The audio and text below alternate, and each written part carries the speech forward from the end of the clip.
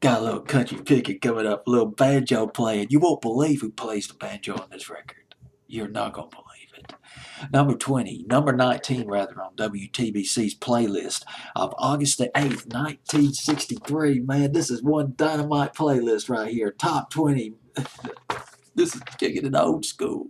Love it. Number 19, Desert Pete by the Kingston Trio. Kingston Trio's last top 40 hit, their first really big hit, of course, was Tom Dooley in 1958, but there were others. There's MTA. Remember Tijuana Jail?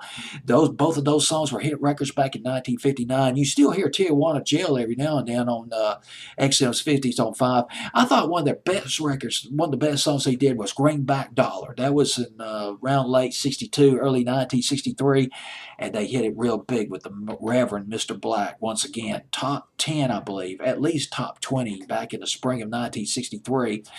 And they came out with an album right after that called Sunny Side. Some critics think the album was rushed, that some of the songs on this album just did not make it past demo stage and not sound like real songs because Reverend Mr. Black was so big that they just rushed out this album afterwards. Although the Reverend Mr. Black is not on this album, I don't think. But anyway, Sunny Side's the name of the album, went to number 7 on the album charts, pop album charts on Billboard. Billy Ed Wheeler wrote this record. Billy Ed Wheeler, he co-wrote the song The Reverend Mr. Black. He co-wrote that with Jerry Lieber and Mike Stoller, those two legendary songwriters who produced all those Coasters hits back in the 50s and early 60s. And he also, I'm going to bring up the album in just a minute, Big Ed Wheeler wrote Coward of the County. Remember Coward of the County by Kenny Rogers. Summer of 1980. Went to number 3 in the United States. But you're not going to believe it. Coward of the County, a traditional country record, went to number 1 in England. That was, I remember seeing that. I was like, my God, I can't believe it. The home of punk, the Sex Pistols, the Clash, and here is Kenny Rogers at number 1 in Great Britain. But anyway, Big Ed Wheeler wrote the song, but he also wrote, let me bring up that album for you real quick, Sunny Side by the Kingston Trio.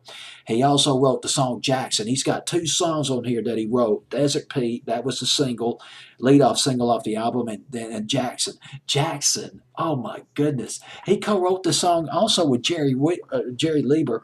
It was cut first in 1967 by Johnny Cash and June Carter. They had the huge country hit with, but you might remember, if you go back to the 60s, back in the summer of 67, Jackson was also a hit, a very sizable hit, by Lee Hazelwood and Nancy Sinatra. Remember that?